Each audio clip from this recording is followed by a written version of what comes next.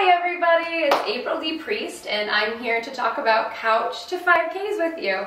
Before we get started, if you want credits for LMHF for the Wellness Program Part 2, you want to watch this video, the whole thing, don't skip through it because there's good stuff in it, and comment on the end with your name. Once LMHF confirms this, they'll delete it, your name will be removed.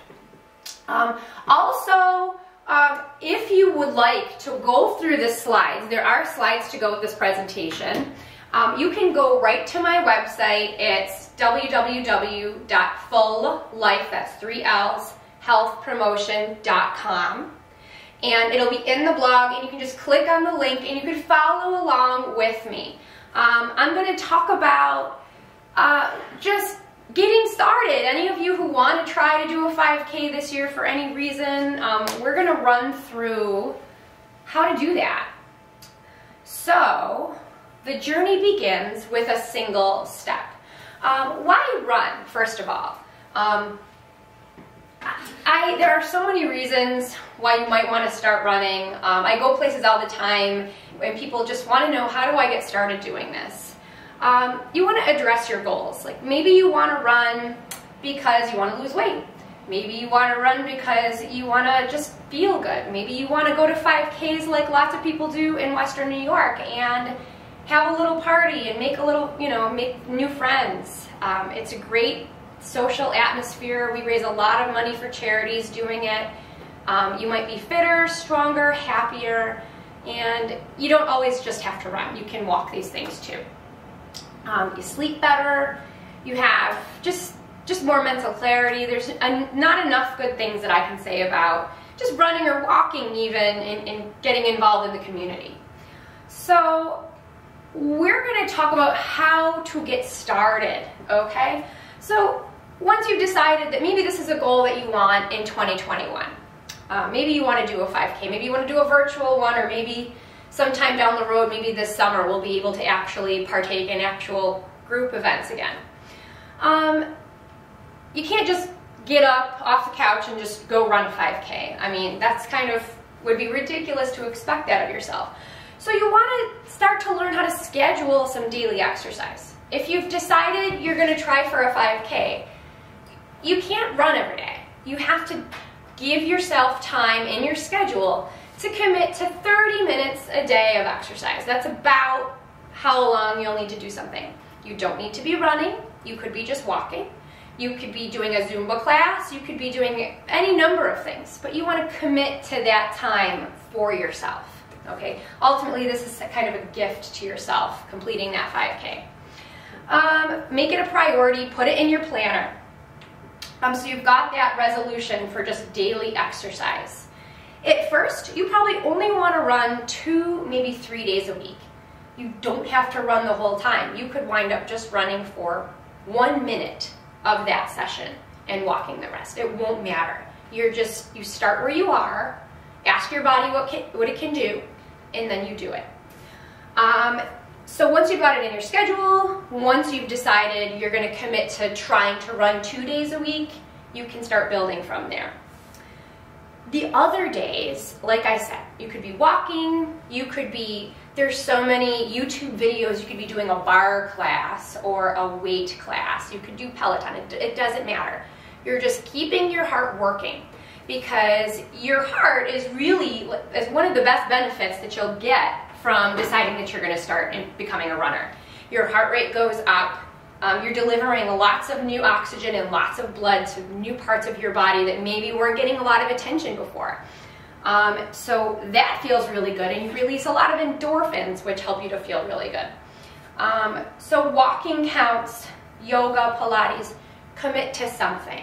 Find something you like. Maybe make it a group thing. It won't, do it on Zoom together as a class. Figure out what you like. So that's the first thing. You just decide that you want to do it. You schedule it into your day, okay? So you know the 2 days, maybe the 3 days that you're going to walk and run. And the other days, you pick something and you put that in your schedule. Make sure that you can fit it in there.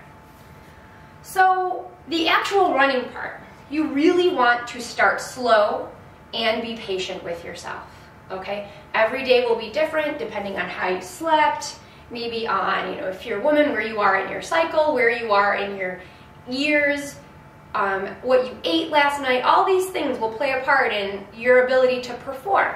And it's really not about your ability to perform, it's just about feeling good and waking up your body and, like I said, bringing it oxygen and getting stronger and getting better at balance and all of those things. So you just sort of ask your body what it can do. So let's pretend it's our first day, we've never run before, and we're gonna go out and try to run a 5K. So it's your first day of running. What I want you to do is walk. You're gonna go out your door and just walk for at least 5 minutes, maybe 10 minutes. Get everything warmed up. Pay attention to your body. Think about how it feels. Am I tight here? Is something achy? Is something sore? Think about hitting the ground with your feet as softly as possible. Think about being strong through the middle and having a strong core and arms and legs like pistons. Okay, start that mental imagery. Breathe through your nose and not your mouth.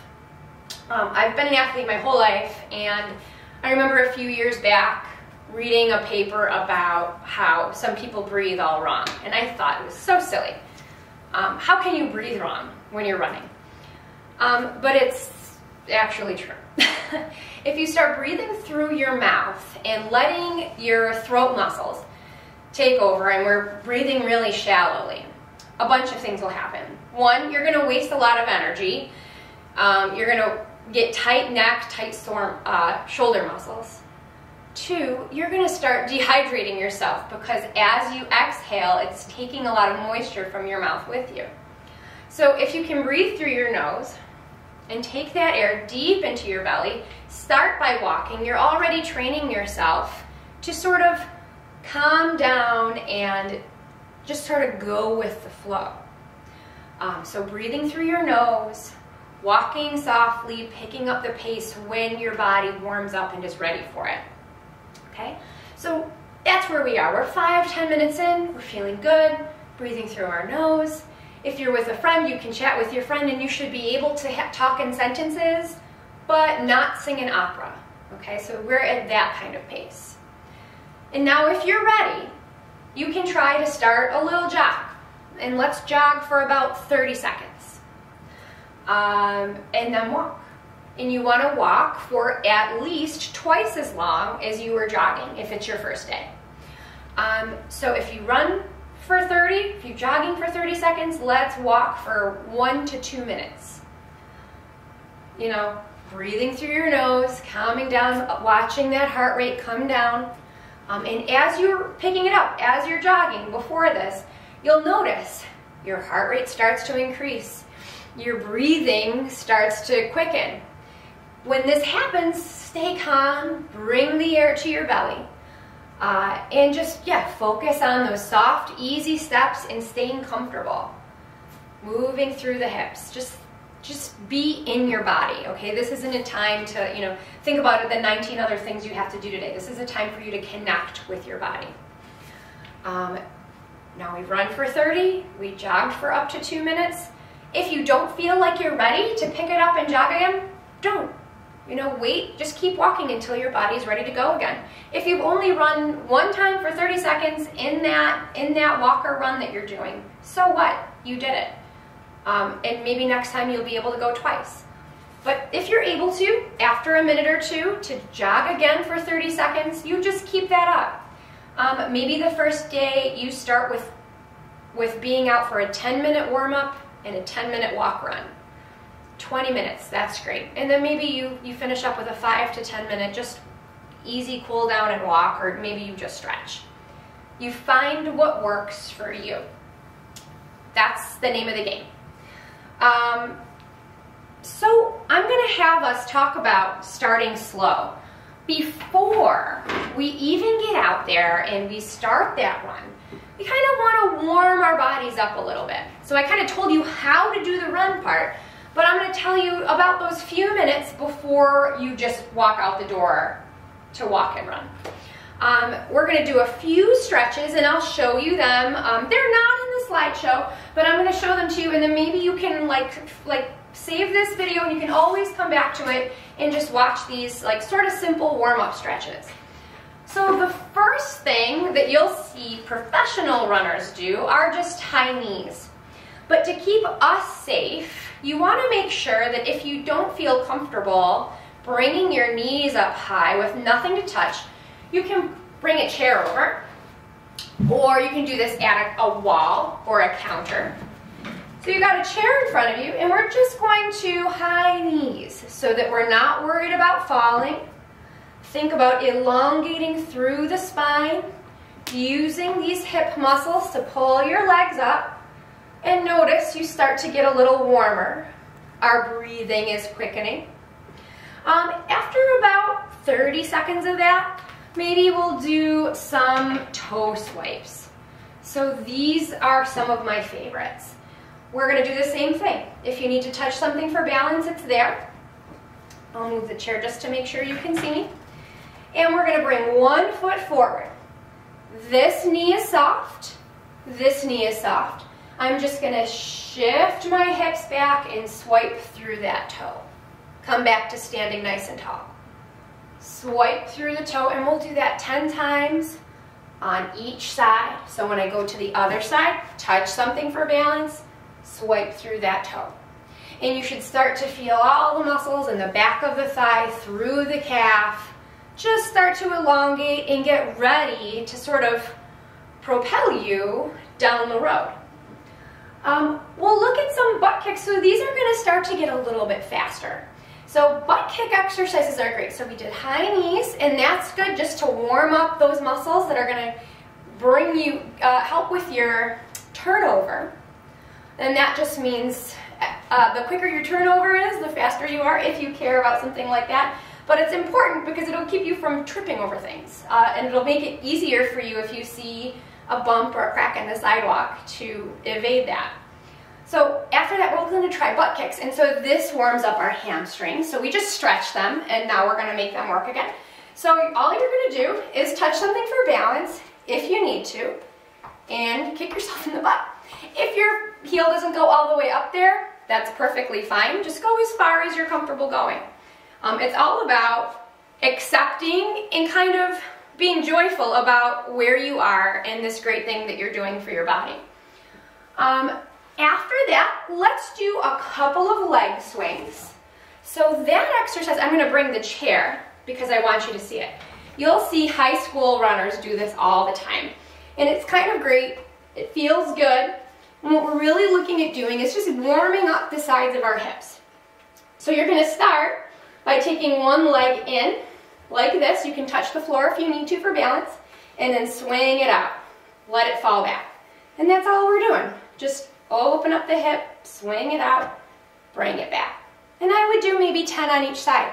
You'll feel your glutes working to lift your leg up, and that's great. It might feel a little bit hard, but it's not as bad as running. So I shouldn't say that. It's warming you up and getting you ready for running.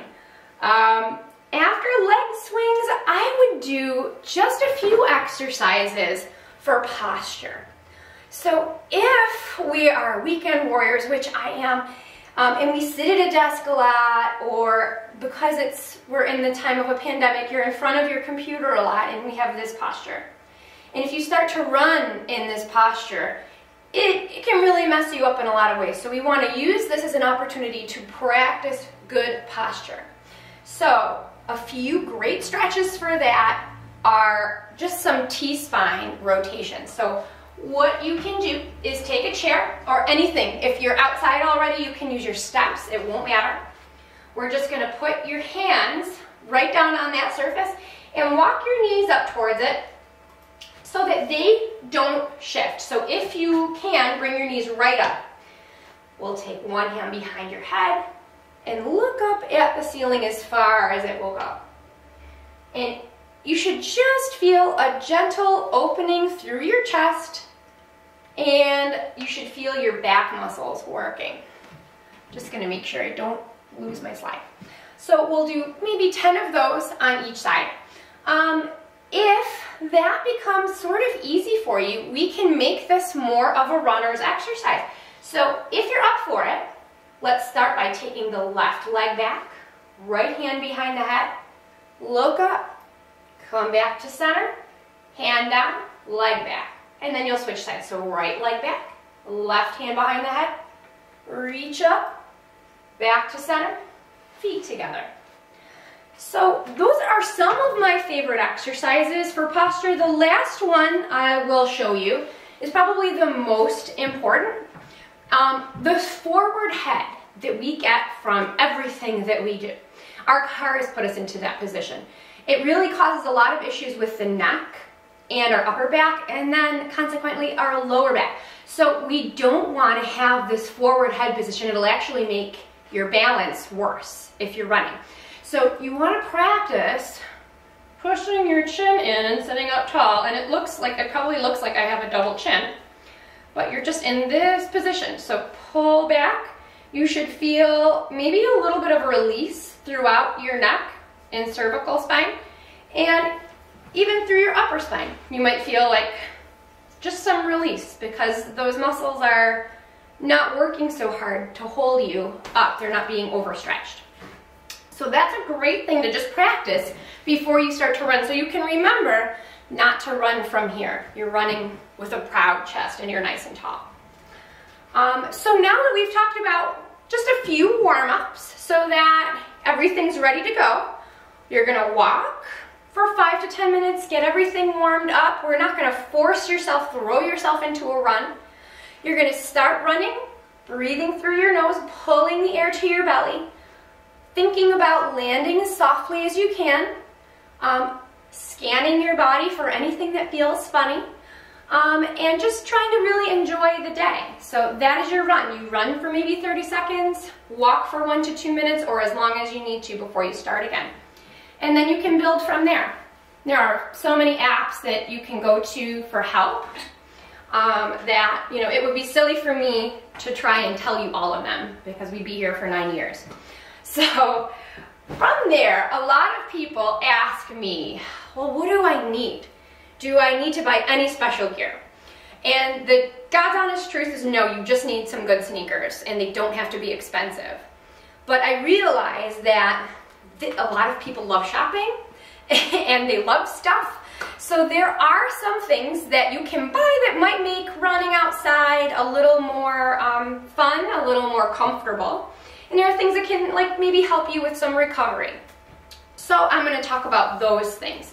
First of all, I would say you definitely want sunscreen. In the summertime especially, even out there now, it's a sunny day, I would put sunscreen on just to protect yourself.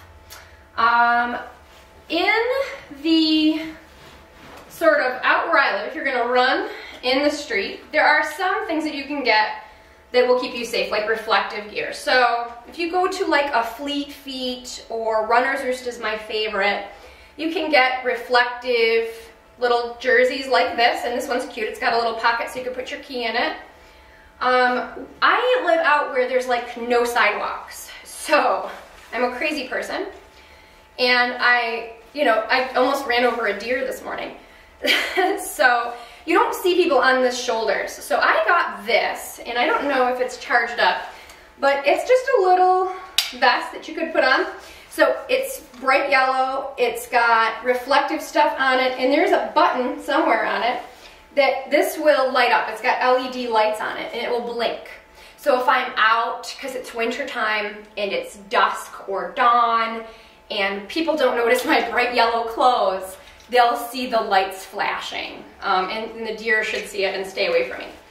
I don't see the, oh, here's the LED button, so you can see it's got LED lights. And then it's kind of really nice because I just, it's got a little USB cable, and I can just charge it up when I'm done. And I just hang those up on the door when I leave, or so when I come in or when I leave.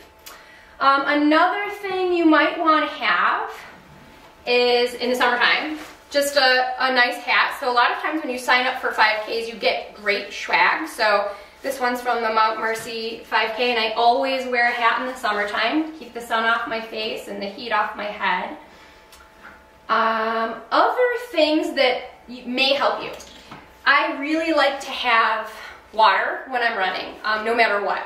I know a lot of runners that never use it, but I love having it. Even if I'm just outside for 20 minutes, I just like to know I have it. So there's these great things that you can buy. I think this one I won it in some race. I'm not a fast runner. I just was the fastest person in my age group that day. So this is a little handle, and you stick your hand through it, and it's a water bottle. So I can just fill it up as much as I want, and I can drink the whole time. I can put my phone in the pocket.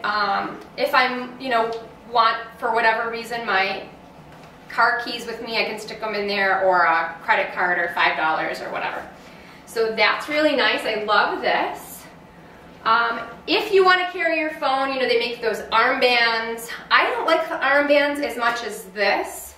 It's just like a little clip. You can put it right around your waist and stick your phone in there.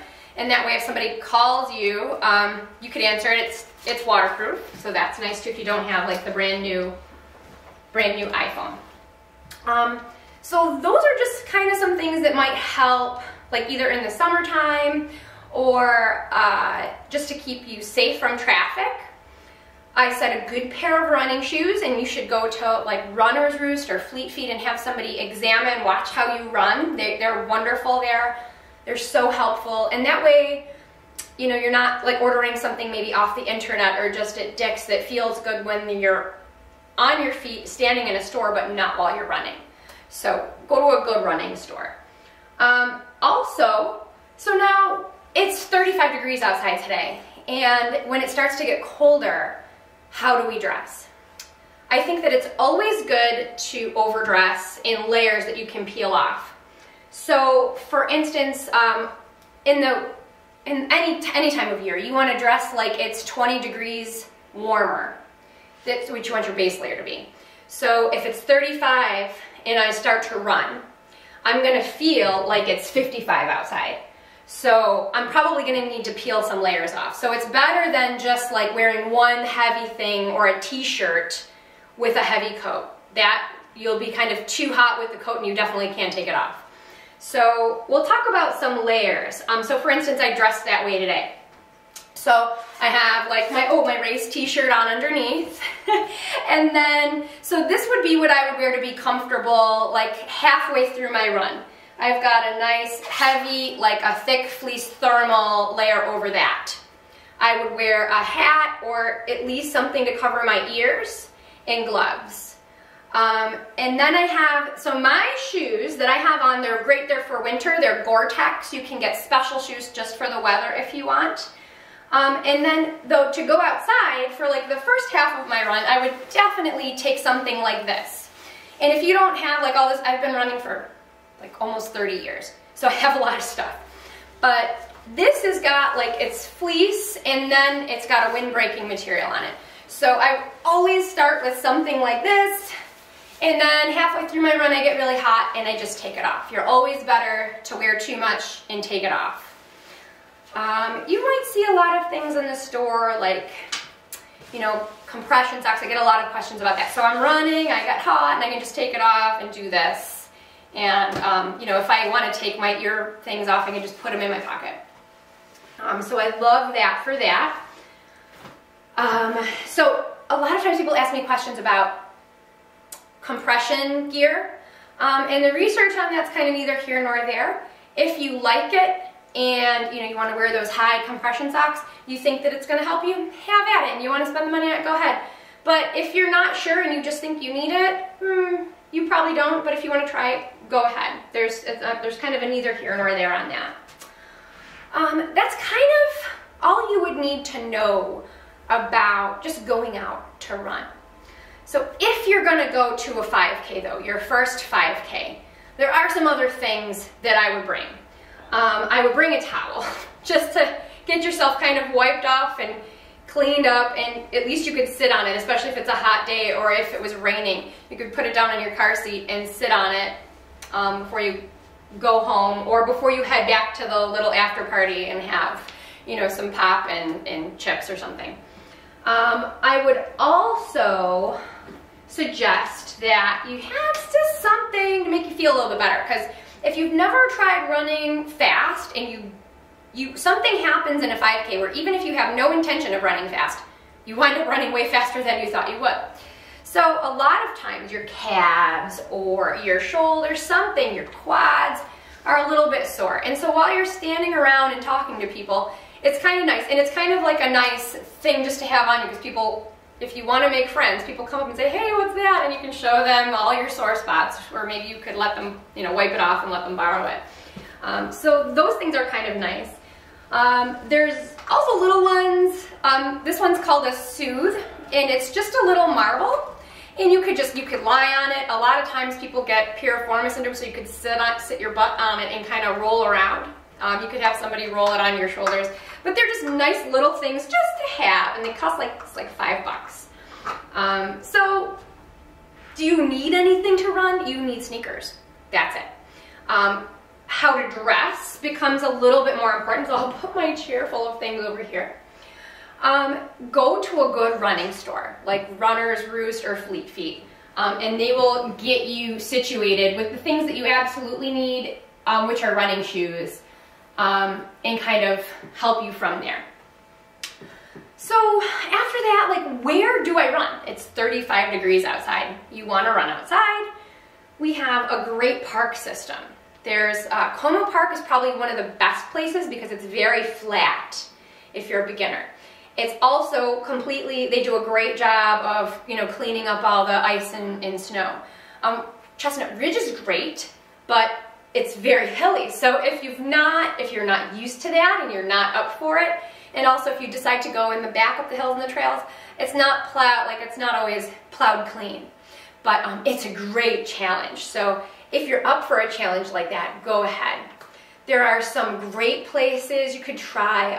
The nature, like Rhinestein Woods, or we call it Lawson Park down where I live. You go right through the woods. I would just tell you to be really careful on those wood, it's like they have these little wood bridges to connect the trails. And when it's wet, they're very slippery. So I would avoid running on that, but it's a beautiful way to just sort of wake your body up, see birds, see deer, see a lot of nature. So try the park systems. If you're not up for being outside, there's always treadmills. They are great. You can watch your favorite TV shows if you have to. So you can go to your gym, you can run on a treadmill. There are gyms like the Y. The Ys have tracks, so Southtowns and Williamsville have an indoor track, and they're fantastic. So does UB. You can get a little community membership and use the UB indoor track. So there are indoor ways to stay fit as well. If you're going to run outside on the road, you want to stay facing traffic. So you're going to be on the left side of the road, like you're in Britain. You're always running facing traffic, so you can see people coming towards you. That way, if somebody's not paying attention, you can just get right out of the way. If you're on a trail, let's say you go to Rhinestein Woods, you want to make sure that you stay to the right, okay? And if maybe there's a lot of people running and you want to pass somebody because you got fast, you tell that person that you're going to go on their left. So you give them a little warning, and that way we don't scare them, or we don't, try to push them off the trail. That's just proper trail etiquette for runners. So that's where to run. We talked about running outside. You could drink plenty of water before and after. If you're like me, you like to have your water with you. If you don't want to carry it in your hands, they do sell Camelbacks. And those are great too. I use those if I have to be outside for a long time. You want to make sure you're dressing in layers. We talked about that. Bring a flashlight or a headlamp if you're going to be out when it's dark, or be like me, get one of those flashy vests. Who cares if your kids think it's weird? Wear reflective clothing. So then we're going to get to some, kind of coaching. So should I run every day? The answer is no. No, we should not run every day. Even if you've never had any injuries, even if you feel great, it's a lot of repetitive motion, everything going this way. So when that happens and you do it all the time, every day, you're going to start to have adhesions and just overuse injuries or discomforts. And you know, things can nag and never become an injury for years until it's bad. So I would advise, and most people advise, you not to try running every day. So 2 to 3 days a week. If you want to run a 5K, you want to try to get up to 3 days a week of just consistent time on your feet, walk and running. The other days though, you should be doing something. Even if you don't want to do a 5K, you should just be doing some kind of exercise for 30 minutes a day, because that's your time to give something back to your body. So what do we want to do? You can walk, you can do Zumba, you could do, you know, any sort of thing that gets your heart rate up for 30 minutes. Like I said, when you're getting your heart rate up, you should be able to talk, but not sing, okay? So it's going to help sharpen your mind.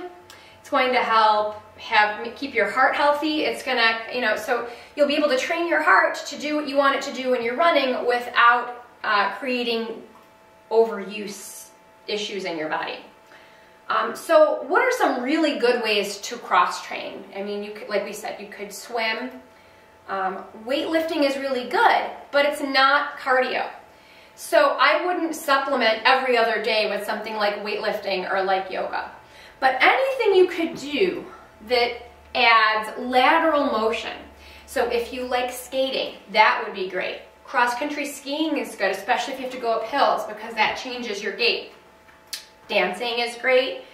Yoga is great, but again, it's not cardio. So you want to make sure that you're getting those things in. And yoga is great because you're getting that flexibility. But you also want to make sure that you're getting that cardio. So 30 minutes every day, no matter what. Let's just aim for that, and then aim for exercises that will strengthen, and then 5 of those days you want to be doing some kind of cardio. So 2 to 3 are running or walk and running, and the other 2 could just be walking. That would be fine too, especially if you're going to go to like a park and walk, because the terrain will be uneven, and that would be really good at strengthening your hips. So we'll talk about some of the other things, the other reasons before I skip this page, because I really want to make sure that we emphasize how not just for doing a 5K, it's so important to be doing that cardio and getting that exercise. And we said it'll give you a healthier heart, it'll give you stronger bones, it gives you better coordination and, you know, sort of injury prevention. Sharper mind, it boosts your mood, you get better sleep, and you get more strength. So those are all good things. After that, we're going to talk a little bit about I told you that your cardio means that you can talk, but you can't sing. So what qualifies as that? Like we said, Zumba, step class is great. Yoga and weightlifting don't count. A bar class doesn't count. But like kickboxing would count, and that would be great if you were going to do a class. Swimming, just walking, playing tennis, playing soccer, all of those things count. Hiking counts. So anything that's rhythmic and dynamic where you don't stop, and you're not holding, you know, you're not just counting repetitions and then you're done. So that's what cardio is. And it doesn't have to be intense, and it doesn't have to be hard, because the hard part is really the running. So all the other stuff is just to keep you healthy. After that, people usually ask me a lot of nutrition questions about running. So healthy eating totally helps. Healthy eating is like 80% of what keeps you healthy every day. But running is taxing, and it does take some things out of you. So I get a lot of questions. First, I'll go over just general nutrition. So think my plate, think half of your plate is fruits and vegetables, 1/4 of your plate is a lean protein, 1/4 of your plate is a whole grain or a healthy starch like a sweet potato. So do portion control. Don't think that just because you ran, like you can go get like a caramel macchiato and a muffin that's like 1,000 calorie like snack. We can't do that. So running isn't an excuse to sort of eat a whole bunch of unhealthy food. So do portion control. Sure, it's fine to have coffee and like maybe some Timbits, you know, like a couple. That would be great. Like, so you do get to enjoy yourself, but we're not using this as an excuse to be able to eat whatever we want. So strive for 5 is another good one. That means you want to make sure that we're getting at least 5 fruits and vegetables a day. Those antioxidants will really help repair your cells. Make half of your grains whole grains. I would say try to make all of your grains whole grains if you can. Or a healthy starch like a sweet potato or a good winter squash. Drink plenty of water, 8 to 10 cups a day, and eat a lean protein at every meal. If we're doing that, you're kind of covering all of your bases. So I'll get a lot of questions about like do I need to take something before I run? Do I need to be drinking Gatorade while I run? Or what about those energy gels? And so here are all of those answers. If we're just running a 5K, you probably don't want to go run first thing in the morning having not eaten anything, okay? You're not going to feel great. Is it doable? Yeah, you would be fine. It's not going to hurt you. But you're not going to feel great when you're running. So a little bit of fuel is great, and you could just have a normal breakfast. You want to give yourself at least an hour and a half before you get up and try to do anything. 2 to 3 hours is a little bit better. During your run, for a half an hour, or I'm sorry, for 3 miles, like if you're walking at a comfortable pace, it might take about an hour, maybe a little bit more. So that's like a 3-mile pace on a treadmill, just to give you an idea. So you shouldn't be out there for too much more than that if you're taking it easy. If you're trying to run fast and you're like wicked fast, like one of the fastest people out there, you're around 20 minutes. So in that time period, your body has enough glycogen storage to sort of get you through it. You do not need to be supplementing with a Gatorade or anything like that. I mean, if it's 90 degrees outside and you are already dehydrated going into it, I would say maybe, but you're fine with just water. So if you want to just bring water, have at it, but you don't need anything extra. After your workout and after the run is really the time when cool things are happening in your body. So now your body's kind of depleted and it wants to restore and replenish those muscles. For 60 minutes after your workout, your body is in rebuilding mode and not in fat storage mode. So it's a great time to get a little bit of a carb in, so you can have a piece of fruit, something that goes into your body pretty fast, and that will help to replenish your muscle glycogen, which is where you're getting a lot of your energy for running. It's also a great time to get a good lean protein in, because that will help to build up your muscle stores. So as we get older, that's really diminished. So this is a good time to kind of force your body into keeping its muscle mass and keeping your coordination and keeping your balance. So 2 good options. You could get a protein shake if you want to do that, but you could also just have like a turkey sandwich. It wouldn't matter. So whatever your preference is fine there. And if you do decide to go look at my website and you have kind of questions about this stuff, go right ahead and like type them in on one of the feedback things. Just ask questions and I'll get back to them. I'll answer them. So that is the nutrition for running. I want to talk about after your run, after your 5K, after your first run of the day, after your 3 runs a week. I want to make sure that you're stretching. So I'm going to kind of go on the floor and just show you a few stretches, some of the most important ones. The first one is knees to chest. So that is going to get your hamstrings. And you want to do most of your hamstring stretching from the floor because it's safer on your back. So you get on the floor, you extend one leg straight out, and you just ask your knee how far it wants to come to your chest. And we just hold here. You take a deep breath in, hold, and exhale. When you exhale, see if anything releases, anything comes apart. And just continue that gentle pressure, never forcing, just asking your body how far it wants to go. And after about 5 breaths of doing that, you can just gently switch sides. Take it easy on your body. Don't throw yourself into any of these things. And do the same thing. So that's the top part of your hamstring, like where it comes towards your butt. And now we'll get The whole thing, closer to your knee. So legs are bent, straight leg comes up, and we're just gonna point our toes towards our face, and then ask your leg how far it will come. Grab behind your knee, and just same thing, really gentle. Ask your body how far it will go. Take a deep breath in, exhale, see if it comes any further. And 5 breaths, switch sides. Once we've done that, we can do some glutes and some quads. So glutes I'll teach you here on the floor as well. So we're gonna do the same thing, knee to chest, but grab your ankle and pull it across. And so you're gonna feel your glute like crazy. So if you're into yoga, this is a lot like pigeon lunge, but you get to lie on your back. So same thing, 5 seconds, 5 breaths, same thing on both sides. And then we'll do quads. So quads can be tricky because your knees can take a beating. When you run, you might already have sore knees. So one of the best ways to do a really gentle knee stretch is just to put your shin on a chair and then lean back. So nice and slow, hold your abs tight, lean back. And that's it. And you just sort of same thing, see if it comes apart. If you don't feel a stretch there, you can always do something similar on the floor.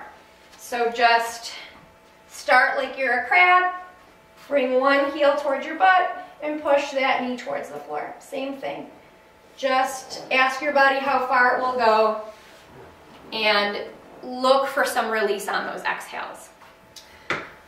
So that is just a few stretches. Like I said, if you're considering something like this, just keep this video. Like, I don't know how you could save it or just like it, and then you can come back to some of those stretches. If you can't find it, you can always just go back to my website, email me, and I'll see if I can post some videos for you. I'm gonna just do a quick recap about this whole 5K thing. I think it's great. I think we've got a huge community in Western New York of people who maybe don't love running per se, but love the atmosphere of going to 5Ks, enjoy spending that time with each other, and they know that they're doing something healthy for their body. So assess your goals. Like, think about it. Like, do I want this to be part of my lifestyle this year? Why should I run? And kind of think about how important is how fast you run to you. How important is, are you improving? Are your times getting faster? For some people that might be important, for other people it's really not important. So think about those things, because that will probably come up along your journey. And then as long as you know that, for instance, my goal is just to know that I'm always doing something good for myself, I'm getting my heart rate up, and if I sign up for a 5K, I'm more likely to do some training for it than if I don't. And that money is going towards charity. I'm gonna get a cool shirt. I'm gonna find, I meant to take this out in the beginning, but like when you're done, so this is from the Queen City Women's Marathon, and they always give you something fun, right? You get a cool thing. So it's all positive. So there's so many good reasons to do it that you just want to assess that, because that'll help you in terms of your goals. It'll help you get up on a day when maybe you don't want to go outside because it's cold and yucky, but you have to get some motivation to get on that treadmill or whatever it is you're going to do.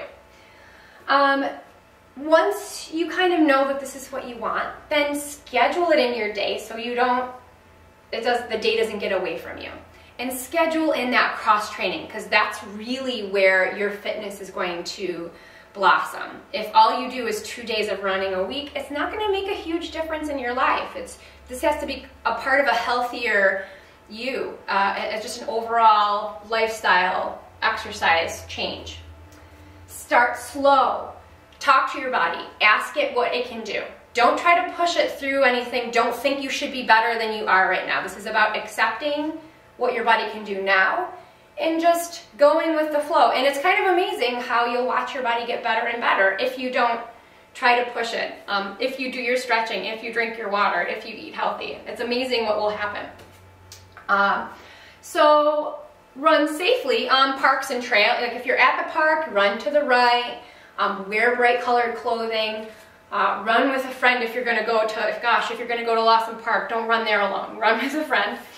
On the roads, you're facing traffic, so you're on the left side of the road. If you're on a treadmill, start slow.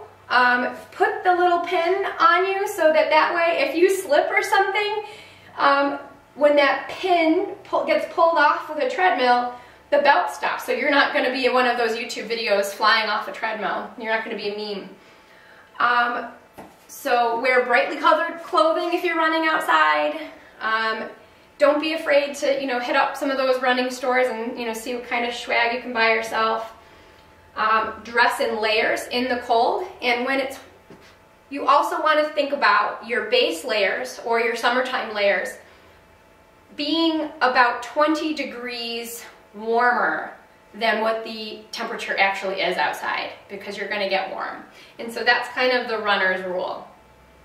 So if it's 75 outside, like maybe if it was 75 outside, I would wear capri pants just to go for a walk. But if I'm going to run, I'm going to dress like it's 95 outside and wear shorts, because I'm going to get really hot at 75, if that makes sense. After that, I pretty much I would normally just have a bunch of questions and I would answer them now. So you're more than welcome to go to my website and ask questions, to look up the slides from this. I will actually just email them to Mia as well, so you can get them maybe from Tammy or somebody at LMHF so that you have them to look at as I talk to you. So that's the end. Thanks for listening, and maybe I'll see you next week.